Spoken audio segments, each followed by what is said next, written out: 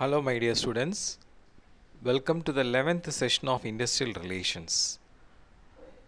ഇതിൽ നമുക്ക് ഇന്ന് നോക്കാനുള്ളത് ട്രേഡ് യൂണിയൻസിനെ കുറിച്ചിട്ടാണ്. എന്താണ് ട്രേഡ് യൂണിയൻസ്? നമുക്കറിയാം നമ്മുടെ ഇൻഡസ്ട്രിയൽ കമ്മ്യൂണിറ്റിയിൽ രണ്ട് ഡിസ്റ്റിങ് ക്ലാസ് ആയിട്ടുള്ള ആൾക്കാരുണ്ട്, എംപ്ലോയീസും എംപ്ലോയേഴ്സും. ഇവരില്ലാതെ നമുക്ക് ലാർജ് സ്കെയിലിൽ പ്രൊഡക്ഷൻ സാധ്യമല്ല. പക്ഷേ ഈ പാർട്ടീസ് തമ്മിൽ വ്യത്യസ്തമായിട്ടുള്ള പ്രേരണകളാണ് ഉള്ളത്. അപ്പോൾ അതുകൊണ്ട് തന്നെ എന്താ സംഭവിക്കുക എന്ന് വെച്ച് കഴിഞ്ഞാൽ അവർ തമ്മിൽ യോജിച്ച് പോകാനായിട്ട് ഒത്തിരി പ്രയാസങ്ങൾ ഫേസ് ചെയ്യേണ്ടതായിട്ട് വരുന്നുണ്ട്, ഒരുപാട് പ്രോബ്ലംസ് ഫേസ് ചെയ്യേണ്ടതായിട്ട് വരുന്നുണ്ട്. അപ്പോൾ ആ ഒരു സാഹചര്യത്തിൽ കുറേ വർഷങ്ങളായിട്ട് നമുക്കറിയാം ഇൻഡസ്ട്രീസിൽ ഒരുപാട് മില്യൺസ് ഓഫ് എംപ്ലോയീസ്, അത്രയും ഇൻഡസ്ട്രിയൽ സൊസൈറ്റിയിൽ അത്രയും സൈസ് വഹിച്ചിട്ടുള്ള മില്യൺസ് ഓഫ് എംപ്ലോയീസ് അവർ സ്ട്രഗിൾ ചെയ്ത് ഹാർഡ് വർക്ക് ചെയ്ത് നമ്മളുടെ ഈ പറയുന്ന എംപ്ലോയീസിനെ പ്രൊട്ടക്റ്റ് ചെയ്യാൻ വേണ്ടിയിട്ട് എംപ്ലോയേഴ്സ് അധികവും ഈ പറയുന്ന എംപ്ലോയീസിന് ഒരു ഇൻഹ്യൂമൻ ട്രീറ്റ്മെൻറ്റാണ് കൊടുത്തിരുന്നത്. അപ്പോൾ അതിൽ നിന്നൊക്കെ നമ്മൾ പുറത്തേക്ക് വരാൻ വേണ്ടിയിട്ട് ഒത്തിരി എംപ്ലോയീസ് സ്ട്രഗിൾ ചെയ്തിട്ട് എംപ്ലോയീസിനെ പ്രൊട്ടക്റ്റ് ചെയ്യാനുള്ള സംവിധാനങ്ങൾ കൊണ്ടുവന്നു. അപ്പോൾ അതിലൂടെ അവർ മനസ്സിലാക്കിയൊരു കാര്യം ഇതാണ്, അതായത് നമ്മളെ ഇൽ ട്രീറ്റ് ചെയ്യുന്നവരിൽ നിന്ന് നമ്മളെ സെക്യൂർഡ് ആക്കുക. അതുമാത്രമല്ല, ഈ എംപ്ലോയീസിൻ്റെ കാര്യത്തിൽ എംപ്ലോയീസിനും ഒരു കൺട്രോൾ കൊണ്ടുവരിക. കാരണം ഓരോ എംപ്ലോയീസിനും അവരുടെ അവകാശങ്ങളുണ്ട്, അവർക്ക് കിട്ടേണ്ടതായിട്ടുള്ള കുറേയധികം ബെനിഫിറ്റ്സ് ഉണ്ട്. അപ്പോൾ ഇതൊക്കെ അവർ തന്നെ മുന്നോട്ട് പോയാൽ അത്രയും കാര്യമായിട്ടൊന്നും നേടാനായിട്ട് പറ്റിയിരുന്നില്ല. പക്ഷേ എല്ലാവരും കൂടി ചേർന്ന് ഒരു യൂണിറ്റിയിൽ മുന്നോട്ട് പോയിക്കഴിഞ്ഞാൽ തീർച്ചയായിട്ടും അതിന് ഫലമുണ്ടെന്നുള്ളത് അവർ മനസ്സിലാക്കി. അങ്ങനെ അവർ എംപ്ലോയീസ് അവരുടെ അവകാശങ്ങൾക്ക് വേണ്ടിയിട്ടും അവരുടെ അധികാരത്തിന് വേണ്ടിയിട്ടും ഒക്കെ ആയിട്ട് ജോയിൻ്റ് ആയിട്ട് ആക്ഷൻസ് ഫോം ചെയ്തു. അതിൻ്റെ ഫലമായിട്ട് ആണ് നമുക്ക് ട്രേഡ് യൂണിയൻസ് എന്നുള്ള ഒരു കൺസെപ്റ്റ് ഫോം ചെയ്യുന്നത്. ഓക്കെ, അപ്പം അങ്ങനെ നമ്മളുടെ എംപ്ലോയീസിൻ്റെ ഒരു കൂട്ടായ്മയുടെ അവർക്ക് കൂട്ടി യോജിച്ച് നിൽക്കണം എന്നുള്ളൊരു ചിന്താഗതിയിൽ ഫോം ചെയ്തതാണ് ട്രേഡ് യൂണിയൻസ്. ഇത് നമ്മളുടെ എംപ്ലോയീസിൻ്റെ ഒരു ഏജൻ്റായിട്ടും വളരെ ലാർജ് സ്കെയിലിൽ നമ്മുടെ വർക്കിംഗ് ക്ലാസ്സിൻ്റെ ഒരു റെപ്രസെൻറ്റേഷനായിട്ട് നിലകൊള്ളുന്നതാണ്.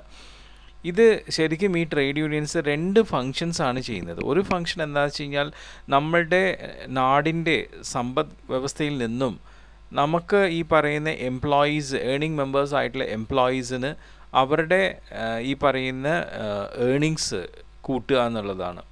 ഓക്കെ, സോ അങ്ങനെ അവരുടെ സ്റ്റാൻഡേർഡ് ഓഫ് ലിവിങ് ഇംപ്രൂവ് ചെയ്യിക്കുക, അവർ കുറേ കൂടി നല്ല രീതിയിൽ അവരുടെ എക്കണോമിക് കണ്ടീഷൻസ് ഡെവലപ്പ് ആവുക എന്നുള്ള ആദ്യത്തെ ഉദ്ദേശം. രണ്ടാമത്തെ ഉദ്ദേശം എന്താണെന്ന് വെച്ച് കഴിഞ്ഞാൽ directly related to the security of the job. ഒരു തരത്തിലും എംപ്ലോയീസിനെ ചൂഷണം ചെയ്യാതെ അവർ ചെയ്യുന്ന ജോലിക്ക് സെക്യൂരിറ്റി കൊടുക്കുക എന്നുള്ളത്.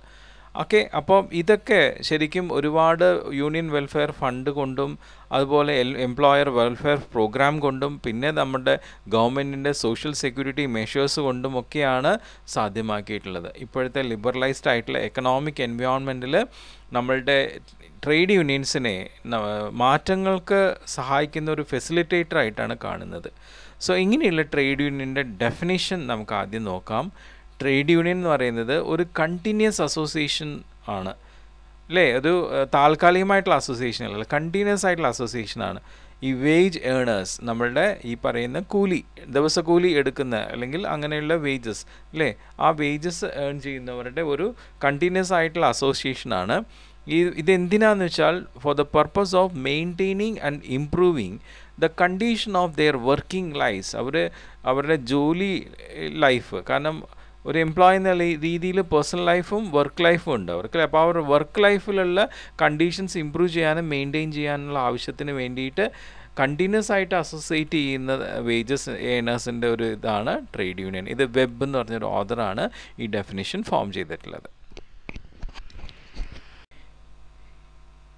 ഇനി ട്രേഡ് യൂണിയൻ്റെ രണ്ടാമത്തെ ഡെഫിനിഷൻ അത് trade union act Indian trade union act അനുസരിച്ചിട്ടാണ്. ഇന്ത്യൻ ട്രേഡ് യൂണിയൻ ആക്ട് അനുസരിച്ചിട്ട് ഒരു ട്രേഡ് യൂണിയൻ എന്ന് പറയുന്നത് ഒരു കോമ്പിനേഷനാണ്.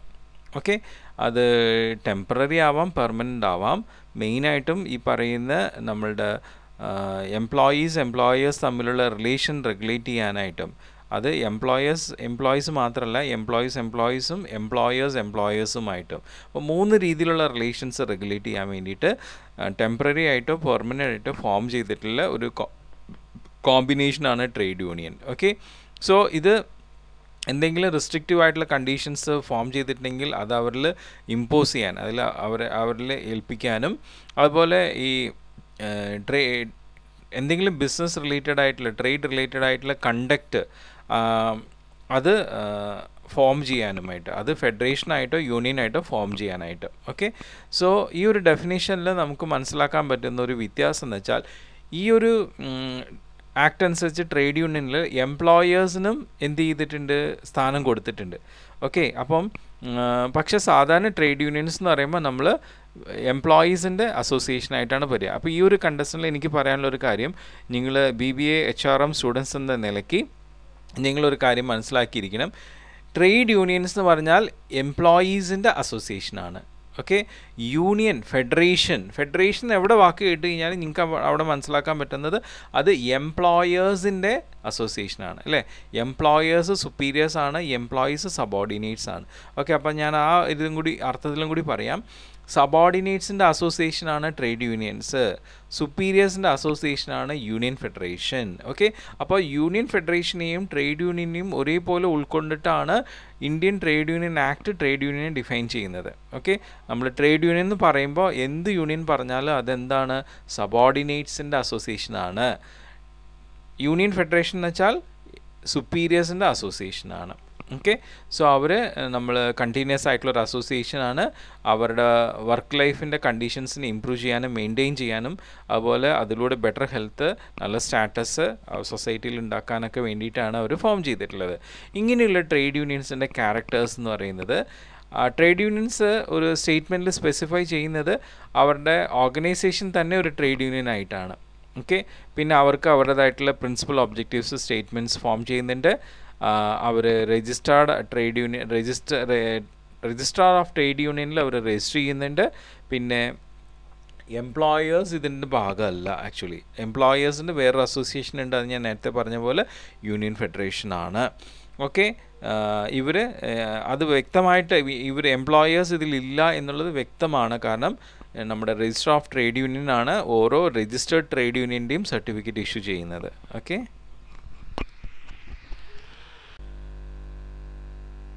ഇപ്പോൾ നമ്മളുടെ ഒരു ഇൻഡസ്ട്രിയുടെ ഉള്ളിൽ ഒരു ട്രേഡ് യൂണിയൻ ഫോം ചെയ്തിട്ടുണ്ടെങ്കിൽ ആ trade union central trade union ഓർഗനൈസേഷൻ്റെ അംഗീകാരം വേണ്ടതായിരിക്കണം. അപ്പം ട്രേഡ് യൂണിയൻ രജിസ്ട്രാറിൽ രജിസ്റ്റർ ചെയ്താൽ മാത്രം പോരാ, അവർക്ക് സെൻട്രൽ ട്രേഡ് യൂണിയൻ്റെ ഓർഗനൈസേഷൻ്റെ അംഗീകാരം കൂടി ഉണ്ടാവണം. അപ്പം ഇങ്ങനെയുള്ള ഫീച്ചേഴ്സ് ഈ ട്രേഡ് യൂണിയൻസിൻ്റെ ഈ പറഞ്ഞ എല്ലാ ക്യാരക്ടേഴ്സും ചിലപ്പോൾ എല്ലാ ട്രേഡ് യൂണിയൻസിനും ഉണ്ടാവണം നിർബന്ധമില്ല. പക്ഷേ മിക്കവാറും ഒരുവിധം എല്ലാ ട്രേഡ് യൂണിയൻസിനും ഈ ക്യാരക്ടറിസ്റ്റിക്സ് ഉണ്ട്. ഓക്കെ, ഇനി നമ്മളുടെ ട്രേഡ് യൂണിയൻസിൻ്റെ ജനറൽ ഫീച്ചേഴ്സ് എന്തൊക്കെയാണ്? ആദ്യം പറയുന്ന trade union is voluntary association. ഇത് കമ്പൽസറി അസോസിയേഷൻ അല്ല, വോളണ്ടറിയാണ്. പെട്ടെന്നാണ് ഇത് ഉണ്ടാക്കുന്നത്, ആവശ്യമുണ്ടെങ്കിൽ ഉണ്ടാക്കുകയാണ്. ഓക്കെ, പിന്നെ അത് മാത്രമല്ല, ഒന്നിൽ കൂടുതൽ ഇൻഡസ്ട്രീസിലും ഒന്നിൽ കൂടുതൽ ഓക്യുപ്പേഷൻസിലും ഒക്കെ ട്രേഡ് യൂണിയൻസ് വന്നേക്കാം. ഓക്കെ, പിന്നെ കോമൺ ഇൻട്രസ്റ്റ്. ഈ പറയുന്ന ട്രേഡ് യൂണിയൻസിലെ മെമ്പേഴ്സായിട്ടുള്ള വർക്കേഴ്സിന് ഒരു കോമൺ ഇൻട്രസ്റ്റ് ഉണ്ടാവും. ട്രേഡ് യൂണിയന് ഒരു ലീഡർ ഉണ്ടായിരിക്കും. അവർ ഈ പറയുന്ന കോമൺ ഇൻട്രസ്റ്റിനെ പ്രൊട്ടക്റ്റ് ചെയ്യാനും അതുപോലെ തന്നെ അതിൽ മെമ്പേഴ്സായിട്ടുള്ളവരുടെ ഇൻട്രസ്റ്റിനെ പ്രൊട്ടക്റ്റ് ചെയ്യാനും കൂടി ലീഡ് ചെയ്ത് നിൽക്കുന്നവരായിരിക്കും. പിന്നെ കളക്റ്റീവ് ആക്ഷൻസ്, എപ്പം എന്ത് പ്രശ്നങ്ങൾ വന്നാലും അതൊരു കളക്റ്റീവ് ആക്ഷൻസ് ആയിട്ടാണ്. ഈ പറയുന്ന ട്രേഡ് യൂണിയൻസിലെ മെമ്പേഴ്സ് തമ്മിൽ ലീഡർ അടക്കം ഉള്ളവർ ഡിസ്കഷൻ വെച്ച് മീറ്റിംഗ് നടത്തി അത് കളക്റ്റീവായിട്ടായിരിക്കും അത് മാനേജ്മെൻറ്റിനോട് ഡിമാൻഡ് ചെയ്യുന്നത്. അങ്ങനെ ഒരു കളക്റ്റീവ് ആക്ഷനിലൂടെയാണ് ട്രേഡ് യൂണിയൻ മുന്നോട്ട് പോകുന്നത്. ഓക്കെ, ഇനി നെക്സ്റ്റ് നമ്മൾ ട്രേഡ് യൂണിയൻ്റെ നേച്ചർ എന്ന് പറയുന്നത് പെർമനൻ്റ് ആണ്, കണ്ടിന്യൂസ് ആയിട്ടുള്ള ഒരു അസോസിയേഷനാണ്. ഇപ്പോൾ ഒരു ട്രേഡ് യൂണിയൻ വോളണ്ടറിലി ഫോം ചെയ്താലും പെട്ടെന്ന് ഫോം ചെയ്താലും അത് പെർമനൻ്റ് ആയിട്ട് തന്നെ ഫോം ചെയ്യുകയാണ്. അത് കണ്ടിന്യൂസ് ആയിട്ട് തന്നെ ആ ട്രേഡ് യൂണിയൻ മാക്സിമം മുന്നോട്ട് കൊണ്ടുപോകാനായിട്ട് ശ്രമിക്കുകയാണ് ചെയ്യുന്നത്. അത് ഇപ്പോൾ ഒരു ഒറ്റ പർപ്പസിന് വേണ്ടിയിട്ടല്ല, തുടർച്ചയായിട്ടുള്ള പല ആവശ്യങ്ങൾക്ക് വേണ്ടിയിട്ടാണ് ചെയ്യുന്നത്. കാരണം ഇപ്പോൾ ഒരു പർപ്പസ് അവർ ഉന്നയിച്ചു കഴിഞ്ഞാൽ ആ പർപ്പസ് അപ്പം തന്നെ സോൾവ് ചെയ്യപ്പെടുന്നില്ല, അത് കുറച്ച് സമയം എടുത്താണ് ചെയ്യപ്പെടുന്നത്, അത് ഫുൾഫിൽ ചെയ്യപ്പെടുന്നത്. അപ്പോൾ അത് ഫുൾഫിൽ ചെയ്ത് കഴിയുമ്പോഴേക്കും അടുത്തൊരു പർപ്പസ് വരും, അത് വീണ്ടും അവരെന്ത് ചെയ്യുന്നുണ്ട്, അത് സോൾവ് ചെയ്യാനായിട്ട് കൊടുക്കും. അപ്പോൾ അങ്ങനെ ഒരു കണ്ടിന്യൂസ് ആയിട്ടുള്ള രീതിയിലും പെർമനൻ്റ് ആയിട്ടുള്ള രീതിയിലാണ് ഒരു രജിസ്റ്റേർഡ് ആയിട്ടുള്ള നല്ല ട്രേഡ് യൂണിയൻ ഫോം ചെയ്യുന്നത്. പിന്നെ ഈ പറയുന്ന ട്രേഡ് യൂണിയൻ ശരിക്കും എക്കണോമിക് ബെനിഫിറ്റ്സ് സെക്യൂർ ചെയ്യാൻ വേണ്ടിയിട്ടാണ് മെയിനായിട്ടും. പ്രത്യേകിച്ചും നമ്മളുടെ ലേബേഴ്സ് അല്ലേ, ഇപ്പം നമ്മളുടെ ലേബർ മാർക്കറ്റ് എന്ന് പറഞ്ഞ സംഭവമുണ്ട്. ലേബർ മാർക്കറ്റിൽ നമുക്ക് എത്രത്തോളം ലേബേഴ്സിന് അവൈലബിലിറ്റി, അപ്പോൾ ആ സപ്ലൈ ഓഫ് ലേബറിനെയും കുറേ കൂടി സെക്യൂർ ആയിട്ട് ട്രേഡ് യൂണിയൻസ് കൺട്രോൾ ചെയ്യുന്നുണ്ട്. അത് ഓരോ സ്ഥലത്തേക്കും ഓരോ ലേബേഴ്സിനെ ഈ പറയുന്ന പോലെ അവരെ അവിടെ സപ്ലൈ ചെയ്യാനും അവരുടെ ഒരു വേജസ് ഫിക്സ് ചെയ്യാനൊക്കെ ആയിട്ടും അവരുടെ വർക്കിംഗ് കണ്ടീഷൻസൊക്കെ ഫിക്സ് ചെയ്യാനൊക്കെ അതിലൊക്കെ നമ്മുടെ ട്രേഡ് യൂണിയൻസ് എൻഗേജ്ഡ് ആയിട്ട് അവരുടെ എക്കണോമിക് ബെനിഫിറ്റ്സിനെ സെക്യൂർ ചെയ്യുന്നുണ്ട്. പിന്നെ നമ്മുടെ പല ട്രേഡ് യൂണിയൻസിൻ്റെയും ഗ്രോത്തിൽ ഒരുപാടധികം ഇൻഫ്ലുവൻസസ് ഉണ്ട്. ഇപ്പോൾ സോഷ്യൽ, എക്കണോമിക്കൽ, പൊളിറ്റിക്കലായിട്ടുള്ള പല മൂവ്മെൻറ്റ്സും നമ്മളുടെ ട്രേഡ് യൂണിയൻസിനെ ഇൻഫ്ലുവൻസ് ചെയ്യുന്നുണ്ട്. ഇപ്പോൾ നമ്മൾ ഓർഗനൈസേഷനിൽ കാണുന്ന പല ട്രേഡ് യൂണിയൻസിൻ്റെയും ഒരു സപ്പോർട്ട് എന്ന് പറയുന്നത് മെയിനായിട്ടും പല ഡിഫറെൻറ്റ് പൊളിറ്റിക്കൽ പാർട്ടീസാണ്.